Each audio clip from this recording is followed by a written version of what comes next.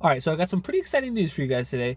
Marie Newman won her race for Illinois' 3rd district. She won the Democratic primary in that district, and she won against an opponent. His name was Dan Lipinski, and he had held his seat for 16 years. He was an incumbent of 16 years. I believe he was endorsed by Nancy Pelosi. Don't quote me on that one.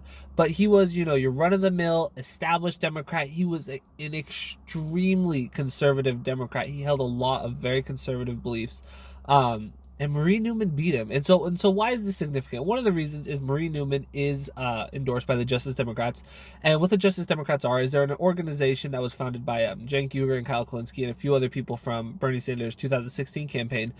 And it's a political action committee. And what they do is they endorse progressive candidates with the main goal being to get money out of politics. That is the main goal. It is to support progressive ideals, but that was kind of the idea around it. And so candidates endorsed by Justice Democrats do not accept any money from corporations. They do not accept any money from billionaires.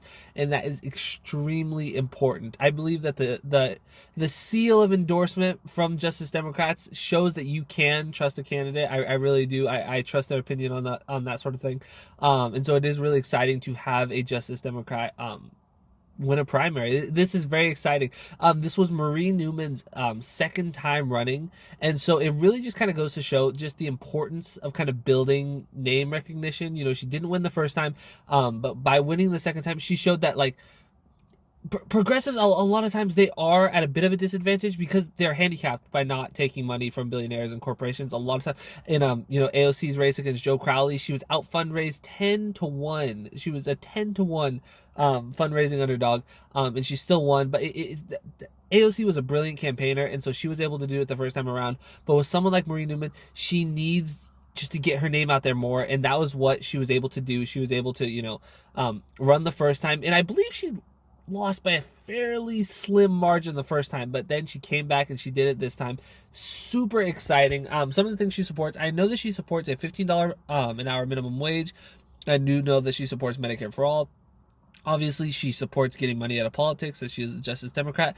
And guys, I personally, I don't know if I will agree with everything that she goes for when she gets into Congress. I don't. She's probably gonna have some votes that I disagree with. I'm not gonna agree with everybody, but it kind of goes to show with a lot of one of the biggest criticisms that gets kind of thrown at progressives is that they have too many purity tests. Oh, there's purity tests. You have to, this candidate's not good enough for you. Oh, you can't That's not what it is.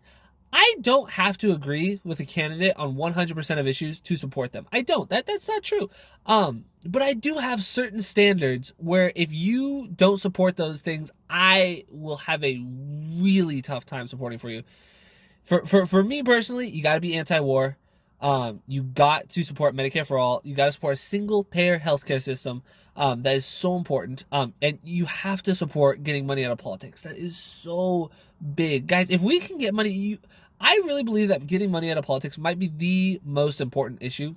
Just because you have to get money out of politics and then everything else will follow. If you can get the money out, then all the other issues will start to come in line. But you got to get the money out first. When you have those special interests in there corrupting the system, you're going to have a lot of problems. So getting money out of politics is so important. So a candidate that doesn't support getting money out of politics, that's going to handicap them if I'm going to support them.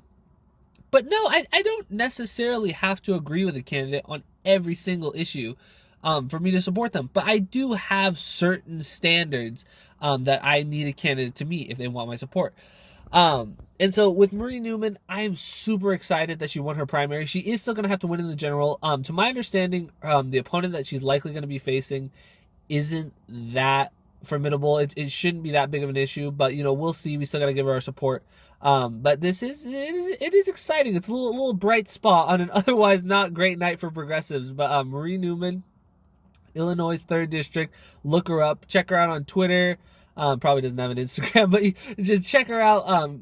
It's really exciting to see her do this well. And anyway, if you disagreed with anything I said in this video, not really sure exactly what you would disagree with, but if you disagreed with anything, please leave a comment below.